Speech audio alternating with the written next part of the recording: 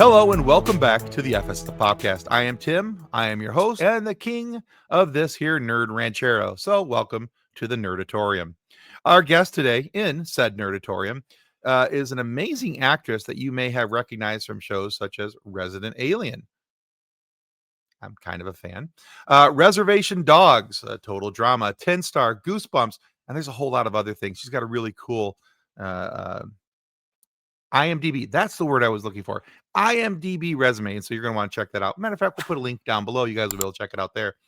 But she's also really passionate about her work regarding the elevation of and raising awareness for Jewish and Indigenous First Nations narratives in the entertainment business. I'm really excited to talk to her about that once we get her on screen here. And she's also does some voiceover work. But also, we're going to talk about how her background has shaped her view of her work, her storytelling, and life in general. So it should be a really fun conversation, and I am really excited to welcome Sarah Podemski to the FSF Podcast. Welcome to the show, Sarah. Yay! Thanks for having me. I'm very excited. So grateful that you said yes. I'm always thankful when somebody says yes, because I was talking to another guest a couple weeks back. I'm always like, when I reach out to somebody, I'm always like, hello, would you please mind coming to my show? Thank you. So I get a little excited when people say yes. It's always a cool thing because there's something that you've done or something that you've been a part of that makes me want to reach out and talk to you. And so I'm always excited when somebody says yes because of that. So now, for those of you who haven't caught on, her name is the same last name as somebody we had a few weeks ago. So she's the sister of Tamara Podemski. So if you noticed, Sarah, I always start our shows in the same way because I am a nerd and nerds love a good origin story. So in the story of Sarah Podemski, what made you say, I want to be an entertainer? Ooh. It's interesting because it's an origin story. I'm now blanking on what superhero or origin story would be like, but it was kind of like not like mistaken identity, but I went with my sister Tamara to an audition that she had. I was, I think, 11, and they needed someone to play her character 5 years younger. And I just happened to be there because I was there with my dad and I was tagging along. And they asked me to audition. And it was really not until that point that I had thought about getting into film or television. I loved performing. I was, I took my tap classes and my ballet and my jazz. I was at a performing arts school, but I hadn't really had the thought of like, oh, I can't wait to be on screen. I can't wait to be famous. Like I don't remember having any of those thoughts. So it was kind of a fluke that I happened to be there, and that got me an agent and got me kind of into this world. So it was really because of, joining Tamara on that audition, which is funny because she has a similar story of getting into the industry with being or a similar industry story of Jenny being with her at a meeting with Bruce McDonald, and then that leading to Dance Me Outside, which is a whole other thing. So it's kind of actually funny now that I think about it, that we have a similar indirect way that we, got into this industry and have been working for a very long time in the industry, all three of us. That is interesting. It's interesting to me too, because having had an opportunity to talk with so many people who have siblings in the entertainment business, where it's not just that, oh, hey, they're doing it, so I'm here, I might as well, but how that being there, watching them go through the audition process, or even past the audition process for some, where they're watching them do their first commercial dance routine, whatever it may have been. And that is what kind of like lit the fire of, oh, this is actually kind of cool, and this might be a whole lot of fun, and I think I should look more into this. And then it became not just something that they shared together, but something that was deeply internally personal to them. Yeah.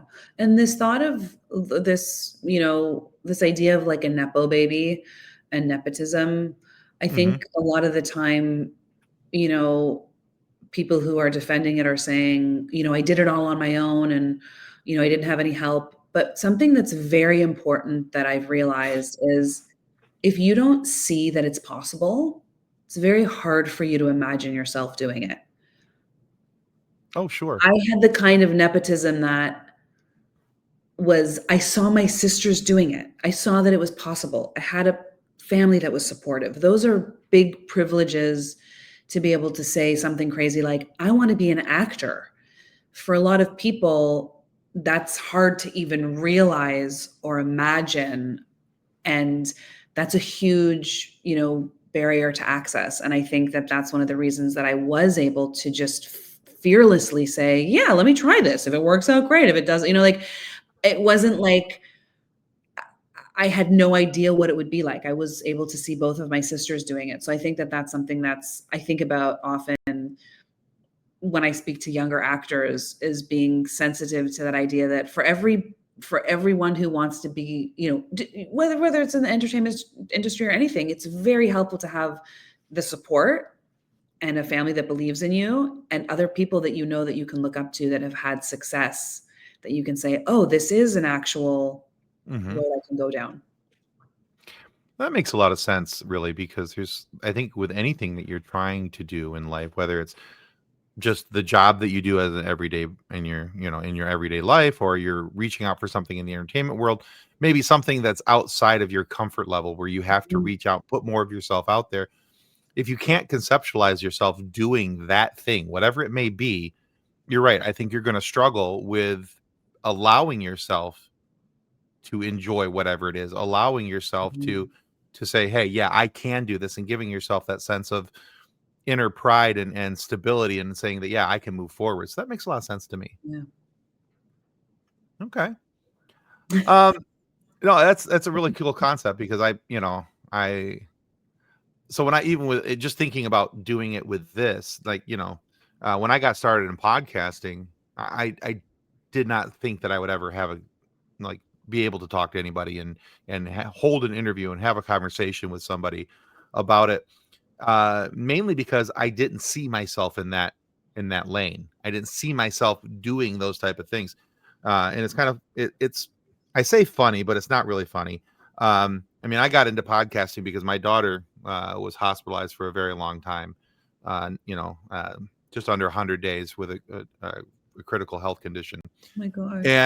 And so when we came out of it, I was trying to sort these things out, and I had a whole bunch of other fun things that my natural father had gifted me with, uh, that I was working through with. I decided it was time to go talk with a counselor after all the hospital stuff, and then I was like, well, yeah, we should probably go talk to somebody about this. And they wanted me to do some writing, and I'm like, yeah, I'm not a writer. Mm, That's never going to happen. Okay, well, maybe you could video record yourself talking about do a vlog.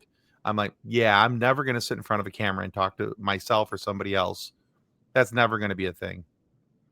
So it's funny to me now because, um, I was so worried about making it about me that mm. one of my friends was like, don't make it about you, make it about other people's experiences and Wow. everything else. And that was like the best free therapy I ever had, talking to people how they overcame Wow. challenges and problems and all these different things. And it really did help me, and it really made for some nice conversations. Um, That's but it's incredible. funny. Yeah, it's funny to me now because, I've done 400 and some odd episodes of this show. My very first show, I did about 120 episodes of that. And, and I'm a writer as well now. So, all the things that I said I couldn't do is because I couldn't visualize myself Yeah. doing them. And once I had that little snippet of you know uh self belief, Yeah. being able to visualize myself, conceptualize myself doing those things became a lot easier. Yeah. And it's always scary. I find that when I speak to other people in the industry, we speak a lot about, the fears and anxieties around being public people, Yeah. sharing a lot of ourselves. It's all that also is something for people who want to, be performers. Um, it's what you're saying. It's just getting that comfort and that belief in yourself, and then Yeah. being able to just take that really scary step to say, is this something I can do? Is it not? And if it isn't, great. At least you figured it out. and you can move on. But Right. it is taking that one step that's the scary part. Because it is, yeah, it's sharing yourself with an audience, and that's very vulnerable. Yeah, absolutely. Well, talking about sharing bits of yourself with your audience that can be scary and very vulnerable, I'd like to ask you a question. Now, this is a question that I asked your sister when I had her on the show, and so I'm going to ask it to you the same word for word, verbatim that I asked her. I went back actually to my notes from her interview, Wow. copied, pasted, and I thought, you know what? I'd love to get your insight on this to see what your thoughts were. Now, so the question goes like this.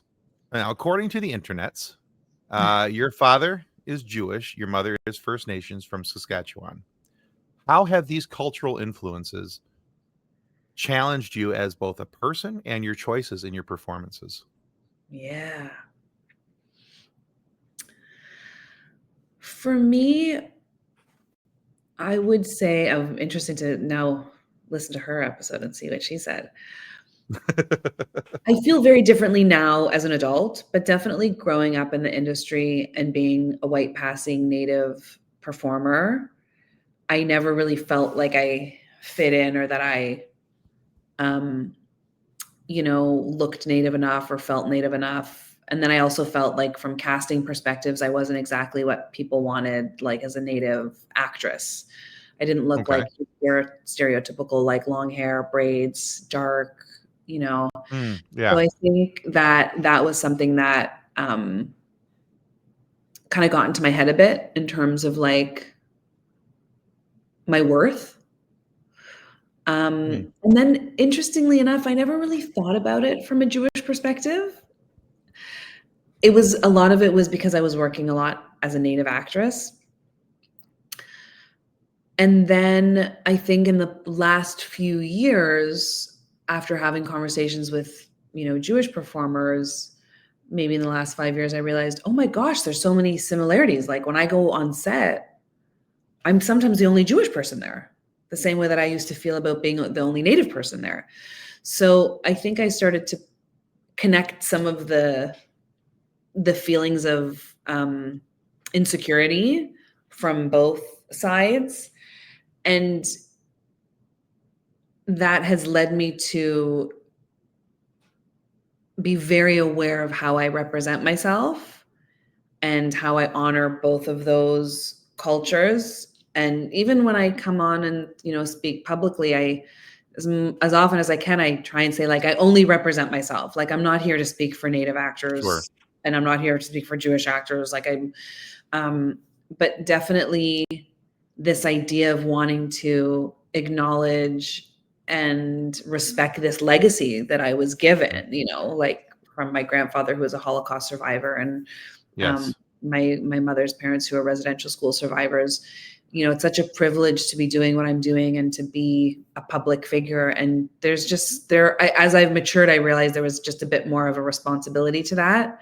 And then as I had more privilege, I was able to make choices on the types of roles I did want to do and didn't want to do. But there was always something that I felt a responsibility to be respectful to where I came from. So if there was like scripts or characters or stuff Hmm. or things that came across that I felt, oh, I'm not sure I feel comfortable doing that. I've always been pretty aware that there's a way that I want to represent myself and my Right. Right. family versus the way that, other people want to represent my community. So I think the way it's affected me as a performer is that I've had to be very conscious and like be very protective. And there's something funny that I've said just, to other actors, behind the scenes where I'm just like, God, I would love to just be like an actor where I could like make decisions like other actors and like worry about actory things and not worry about, racism and, Yeah. Yeah. fighting writers or directors because they think that Native people look like this or talk like this. Like it's a full-time job on top of the job that we're doing for a lot of Yeah. marginalized communities to just make sure that, that we're being represented how we want to be represented. No, that makes a lot of sense to me because I think, from the outside looking in, um, clearly highly Caucasian over here. Uh, uh, and I'm, I'm my heritage is Irish, so I uh I represent that well. Blonde hair, blue eyes, that's the thing.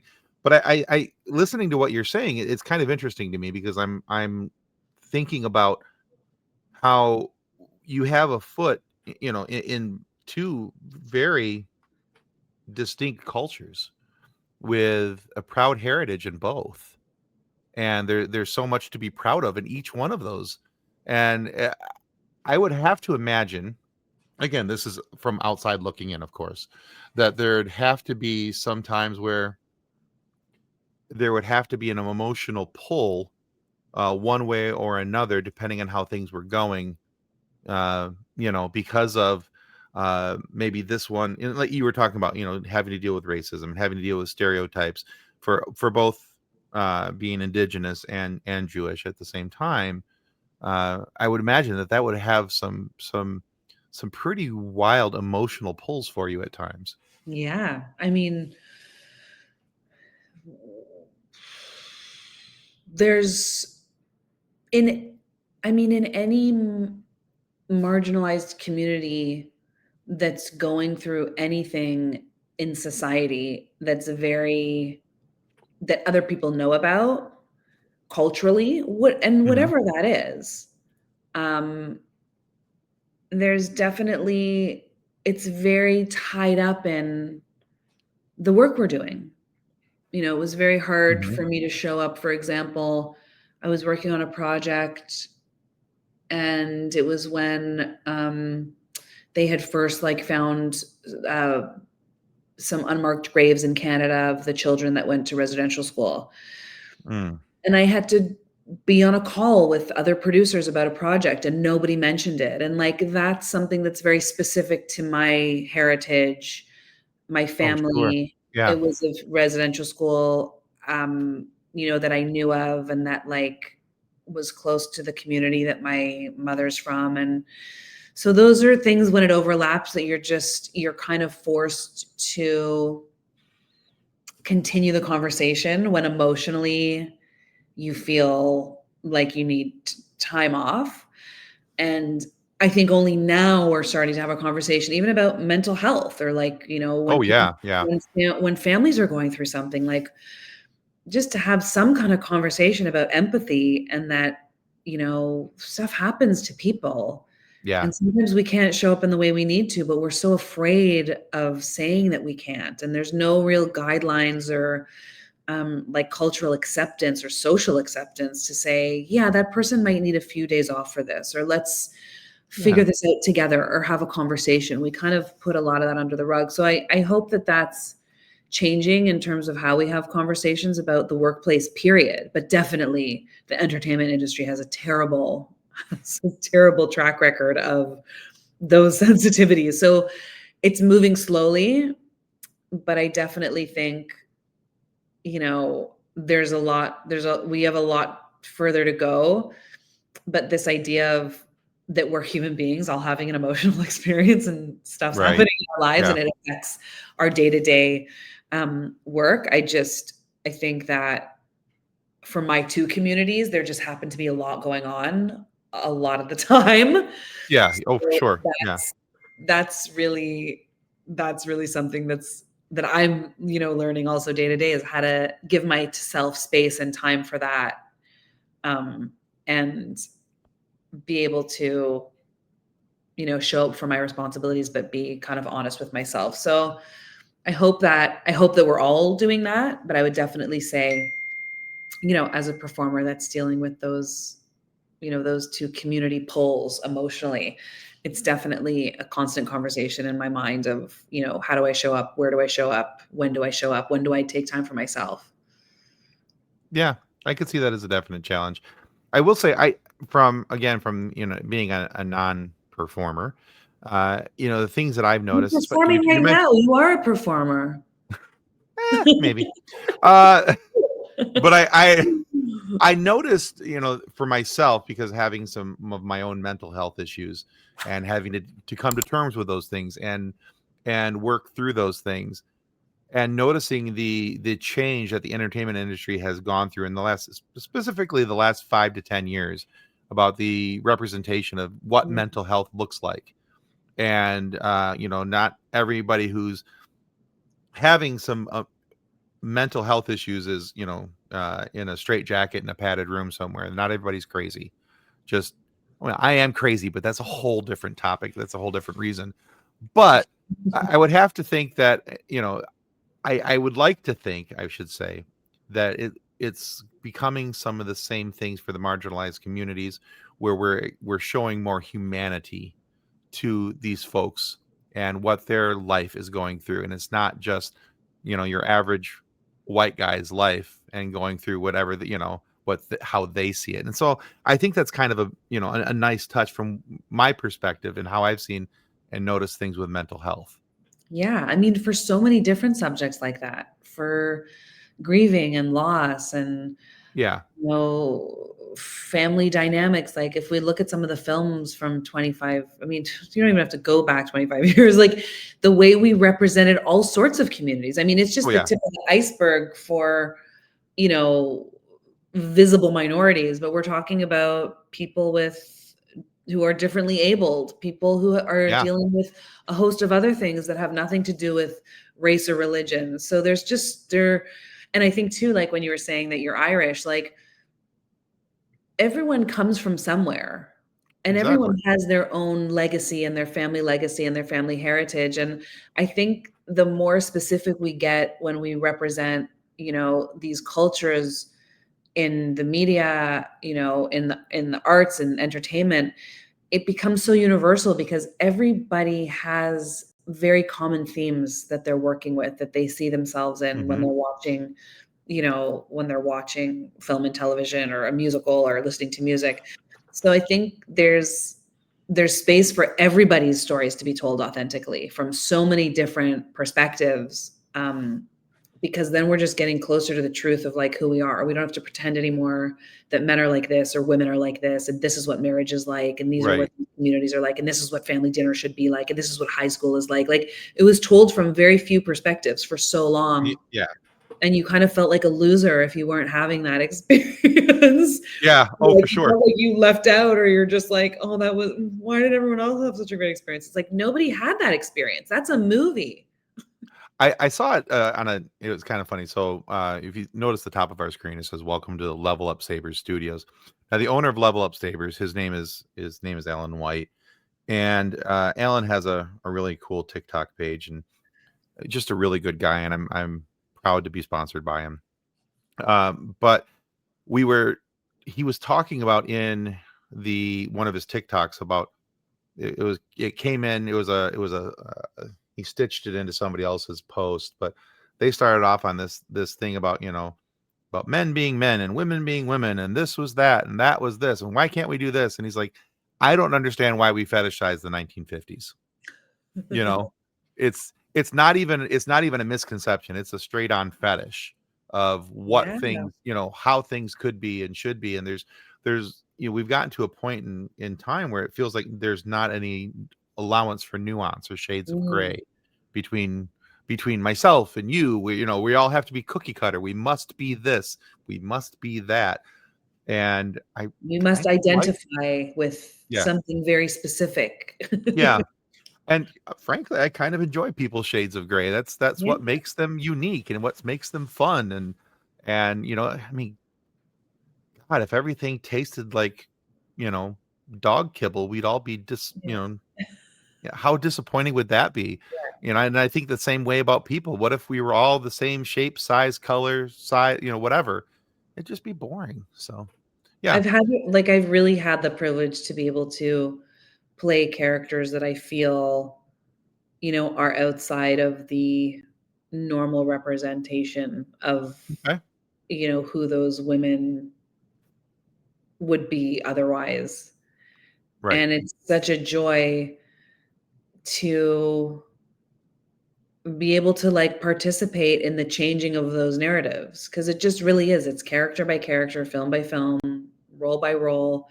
Yep. That's Brick by how we're brick. slowly, yeah, changing. It's not going to happen Hmm. overnight. It's going to be, it's not a tidal wave. It's like drop in a puddle with waves, with the Oh ripple yeah. kind of thing. I think, over the years, the people that I'm working with now have just such a better understanding of what we're trying to accomplish, I Mm-hmm. think. And it's worse in a lot of ways, but I do have hope that things are moving in a good direction, at least in the Same. communities that I'm existing in at the moment. Okay. All right. I like those answers. Those are good. All right. So let's segue into a slightly similar topic, but just perhaps a little bit different. Now, the reason I always ask that first question about people, how they got started is because I like to know what makes people tick. I Mhm. like to know why they do what they do. Why are they so enveloped in this community or that community, and what causes them to be the person they are. And so for me, it's always kind of fun to get to know that background of people. Now, one of the other things that I do, other than ask people that question, is I find myself strolling through their Instagram pages, uh, because it's fun to, like I said, I get to know who they are, see what they're passionate about. And I saw that you were at a point working for a foundation or with a foundation called Unlock Her Potential. Mhm. And so I was hoping that you would talk to the audience about what that is and why it's important to you. Ooh. Well, it was created by Sophia Chang, and she's just an unbelievable powerhouse who really experienced through her incredible experience in, music and media and the industry that women needed mentorship Okay. and that they weren't getting either the mentorship that they deserved or the mentorship that their male counterparts Okay. were receiving, and that it needs to be an active choice to be sharing resources Hmm. and elevating young people who are going to be the next generation, in all different industries. With Unlock Her Potential, they cover so many industries. And I had met Sophia. Um, she reached out to me because she loved Reservation Dogs. And then I read her book and I became such a fan of hers. And she was just starting Unlock Her Potential. And I was able to be a mentor through the program. And I loved it. And I realized that it was something that, even though I had my sisters and I had some other people, I was never given like specific time once a month with someone to kind of just be a sounding board or just to give me a pep talk. Okay. Sure. And it was just a really special program to be a part of.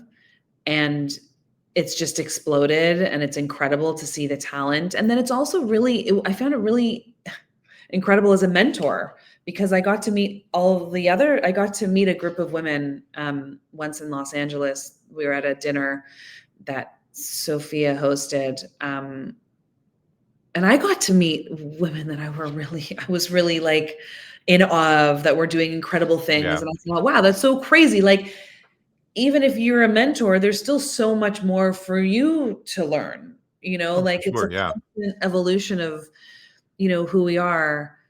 And it's such a great program. Um, if anyone wants to support it, you can go to the website. But it's just a beautiful, also just a beautiful like way of having faith that like when you have a vision to better the world or better your community Hmm. and you're dedicated to it, it's very possible. Yeah. Fantastic. Well, I will make sure to include a link for Unlock Her Potential down in the show notes down below so Great. that people can check that out and see if there's some mentorship that perhaps they're missing out on. Whoa, And, very well, cool. I think that's an excellent opportunity. And I love programs like that because I have three children, and my first two children are boys. My third is my daughter. She's my baby. But I've fought very hard with her to make sure that she has the same opportunities that my boys Mhm. Mhm. and I have made it clear to all of my children that I'm an equal opportunity father. If it was good enough for the boys, it was good enough for my daughter, and if it's good enough for my daughter, it's good enough for the boys. So there was so I love opportunities like this where we're able to help somebody to get onto an equal and level playing field, Yeah. and I think that that's fantastic. I So think it's I interesting too what you mentioned, because my son is 17 months old and I didn't imagine what it would be like to be a boy mom, but I also want him to understand his options outside of the yeah usual, gender norm options for boys. And I hope that we get to a point where, nobody has to fit into a box and nobody has to, go down a path that they think they need to for hmm any reason. And that every kid feels inspired to move spiritually through the world the way that they want to and to be encouraged to do so. yeah Because I'm finding with parenting, like that's all it is. It's just guiding they're yeah like these little, what did I call my son? He's like what do you call it? When you're, oh my goodness, like a little animal that's not, oh my I gosh. I called my children feral sacks of flesh Yeah, like because it really is like an undomesticated animal. yes, oh, I'm trying to domesticate him in the 100%, best yeah, ways, but also 100% like spot not on, domesticate him too yeah, much.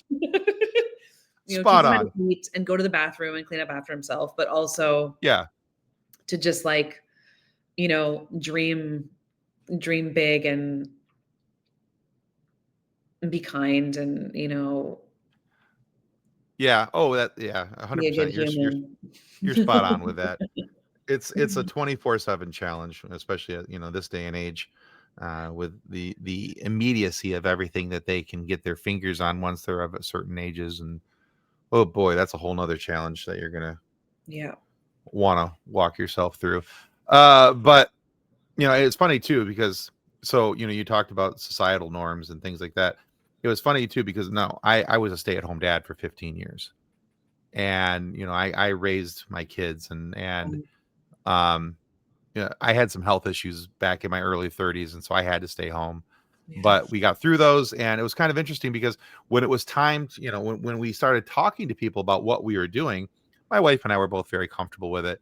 And I didn't realize the societal norms around me that we're going to have such an issue with a man being home and allowing his wife to go to work because my wife had killer health insurance and and that was it. I mean, that was honestly the deciding factor when my wife and I were sitting down talking about it.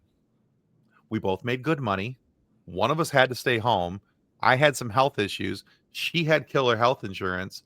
And we were like, yeah, it's going to go on you. And, I'll try and pick up some of the slack here. We're doing some working part time here and there, working from home, doing all these different things. Found a bunch of remote work for a long time. And that buoyed us for a while. But it was interesting the number of people that were like, "Well, you're not a man. You're not a man because you stayed home with your children. You're doing a woman's work." And I'm like, What? "Yeah, oh yeah, that was I that wish was people many knew how I wish people knew how hard it was to stay home with children. right. Yeah, exactly. It's the hardest job you can do. Yeah. I'm like, I don't know what you guys think I'm doing during the day. I am not watching soap operas and eating bonbons. This is not easy work, especially with 3 kids, 2 dogs, 2 cats. No. You know, I My was son my son isn't in daycare. He's 17 months. My okay. husband and I travel so much for work. I couldn't do what I do without my husband. My husband, thank goodness, is also in the entertainment industry, is able to work remotely. But like we were just in Chicago. I just did a film in Chicago for 5 weeks. He was out there with our son. He Awesome. worked when my son napped. He was able to work Mhm. in those minuscule hours. We had Yep. our family come out to help and support, but really he's, I couldn't work without him doing that.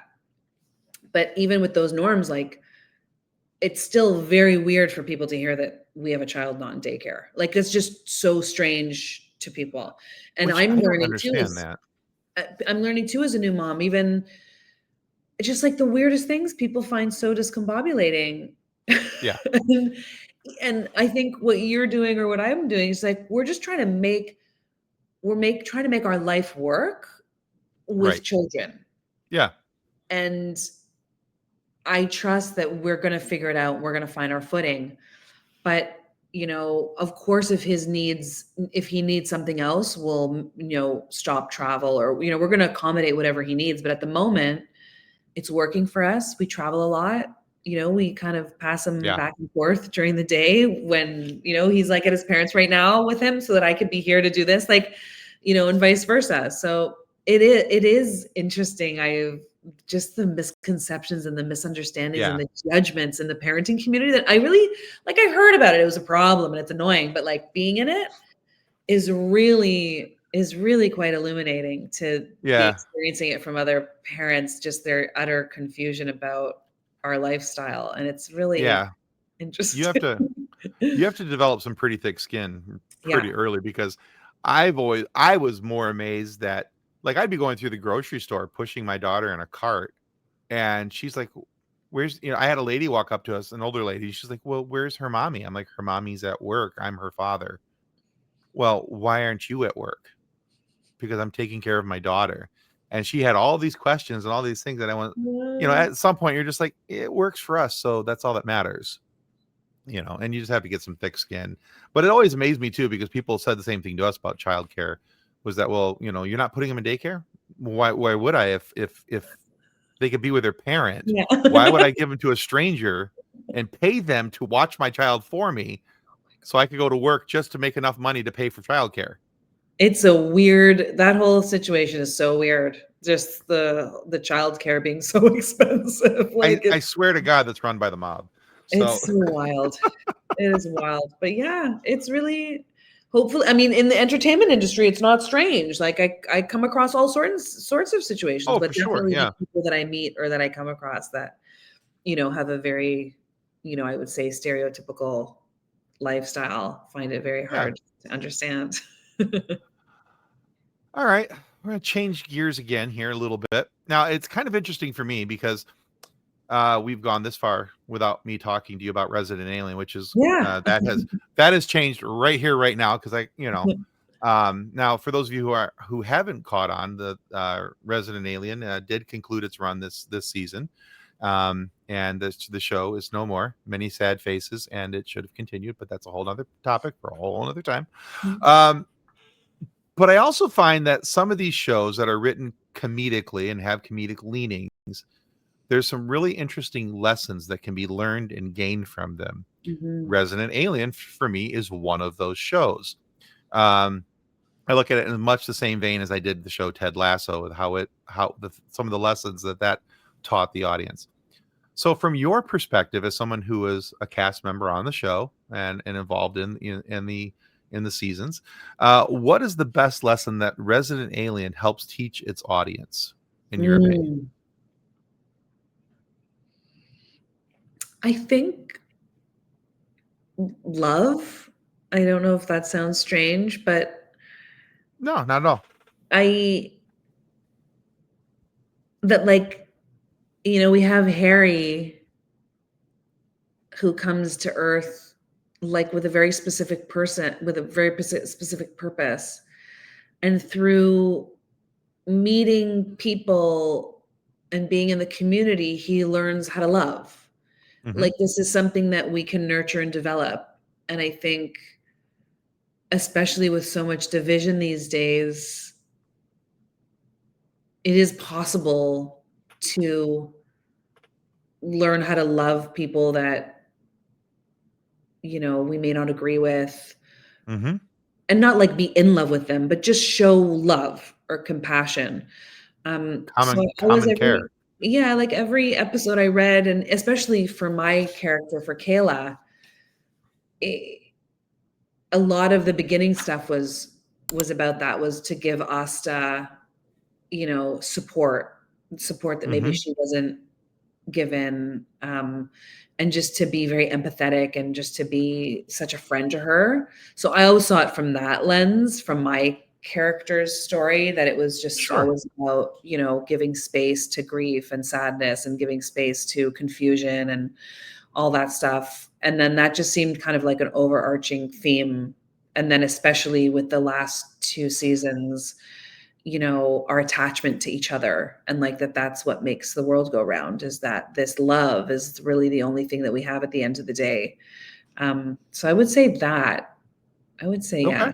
I'm gonna stick I with like that that. answer. Excellent. You didn't even have to phone a friend. Congratulations. Good job.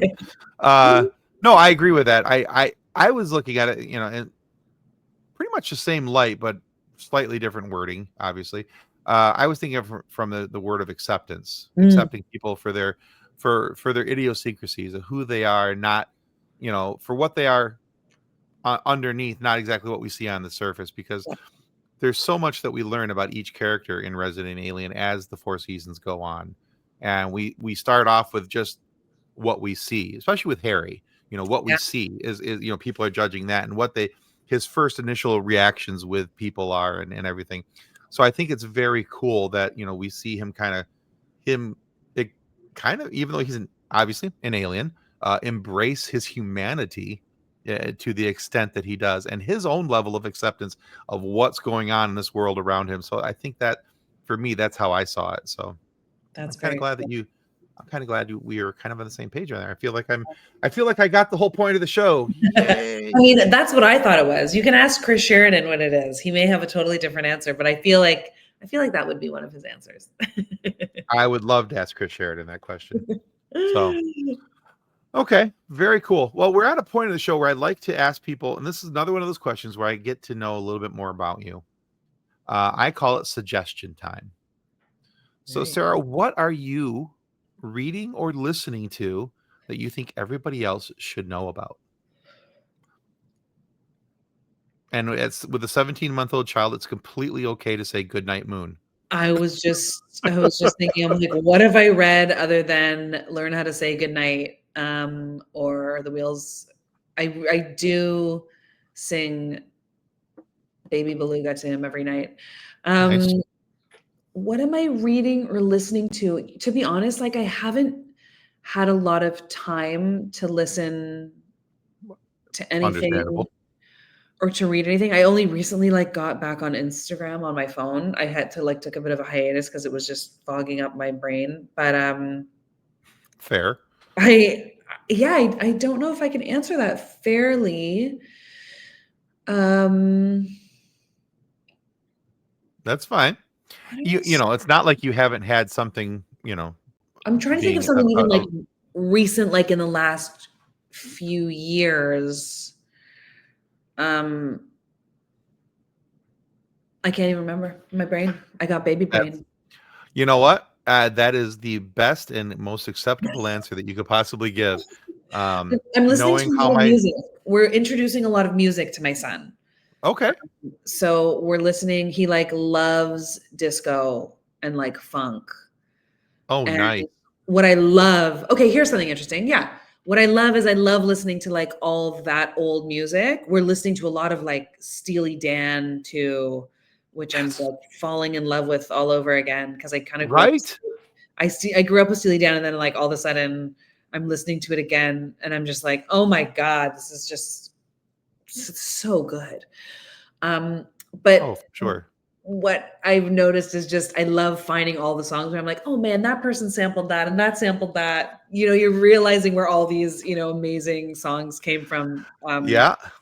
So that's kind of funny that, we'll be listening to something and we're like, we know what is that? And now it's funny because people are sampling stuff that's like seems vintage, but it's from like the 90s. Yeah, that hurts. I'm like, And you're well, like, do you thank you need for to my sample that reminder to now? That just yeah, happened. thank you for my reminder to take an Advil.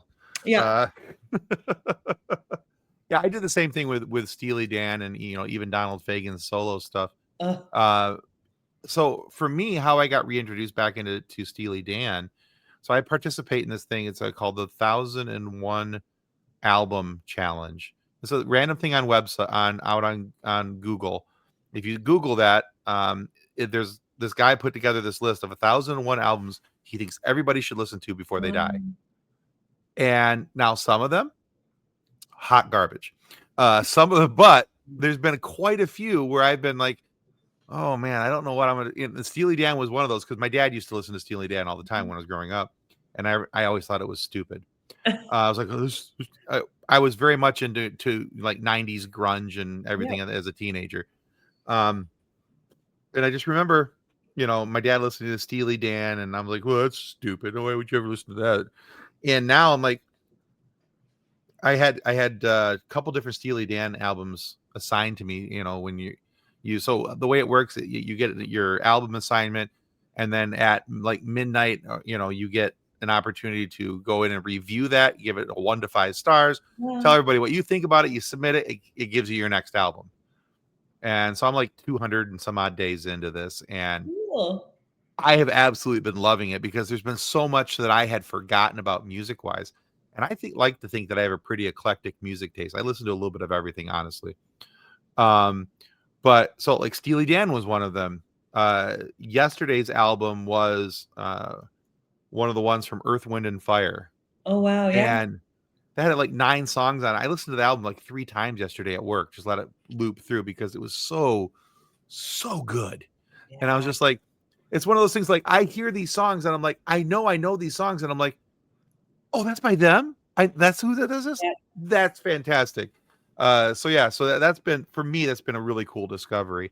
And also because my husband's a musician, like, oh, cool.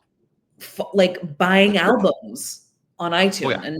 And just like, if I can say, like, if there is something that people love that they're listening to, just buy the album, or like see if you can buy stuff off of the artist's website, or if there's, we're in a time now where it's just like so unfair how artists are being treated and how their music is being shared without their consent. Sure. So that's what I want to suggest and advise, is that if there are artists that you love and support, if you can buy directly from them, great. If you can buy the whole album and not stream it, and just because I'm still old school like that. I will buy an album. I have a vinyl collection. I understand. Yeah. So I go to the artist's website, if at all possible, buy the vinyl from them, have it shipped to me. Yeah. You might pay a couple dollars extra, but it's awesome to know that you're supporting the artist directly. Totally. And there's not somebody, I mean, there's always going to be a little bit less that they're getting anyway, because they have to pay for shipping. They got to pay for this, they got to pay for that, but they're getting a larger share. They're getting a larger cut off of their, So, and even if it's on iTunes and you buy the whole album on iTunes instead of streaming it, that even makes a difference too. It does. Because they're not even getting pennies on the dollar when it comes to streaming. Both iTunes and Spotify are horrible for that. Having had a chance to talk to a couple different musicians about that. Yeah, if at all possible, buy it, then listen to it. Buy the album from their website. Buy their merch from their website. Don't go to Amazon to buy it. I mean, I'm guilty of that too. Don't get me wrong. I've bought from Amazon because, you don't have a choice anymore. I purchased something online from a company, and it came in an Amazon box, and I was like, wait, how did this happen? I tried to avoid this. Yeah, it's getting harder and harder too. So It is. We're all just doing our best out here. Absolutely. All right, Sarah, we have reached a point in the show where I need to ask you a silly question. Great. So I've got a couple of other people who help me out with the show. One of them is my good friend Kathleen. And Kathleen was out and about with her daughter one day, who was about 5 at the time. I think she's 6. So if Kathleen's daughter is listening to this right now, don't pay attention to the fact that Uncle Tim doesn't know how old you are. I think she's 6.5, maybe close to 7 now. Anyway, long story short, somebody asked her daughter this question, but not Kathleen. And we were like, well, that's rude. You should never age out of this. So that question is, Sarah Podemski, what's your favorite dinosaur? Oh, I want to say Triceratops, because there was a movie called The Land Before Time that I was obsessed with as a kid, and I'm pretty sure that this Triceratops name was Sarah, and Yes, she it was was. so bullish, and she was Yes. so stubborn, Spicy. and I loved it because obviously that's Yes. who I am. So I'm gonna go with Triceratops. Well, you have chosen wisely. Triceratops is also my favorite dinosaur. Long story short, I grew up loving rhinos, and I was like, "Ooh, Triceratops, triple rhino." And then there Totally. was and then there was Land Before Time, and I always thought Sarah was funny. Uh, Yeah. uh yeah, because she represented a lot of similarities with my own personality. So I was Yeah. like, yeah. So very good.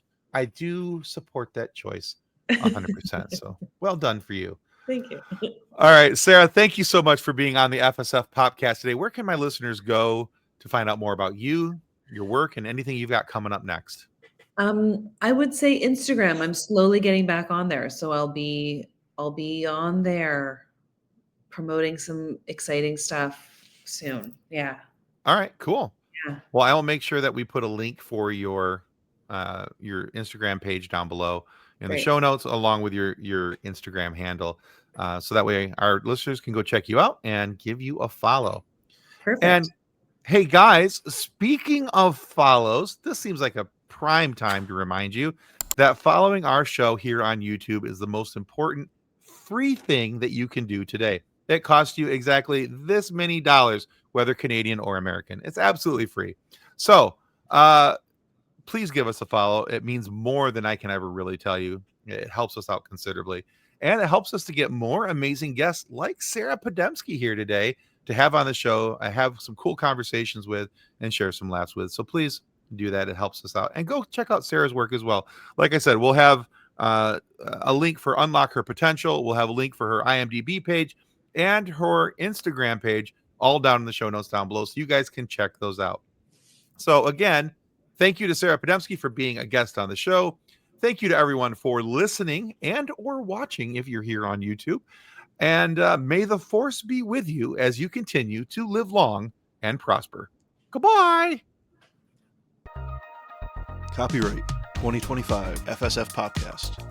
Reference to any specific product or entity mentioned on this podcast does not constitute an endorsement or recommendation by FSF Podcast.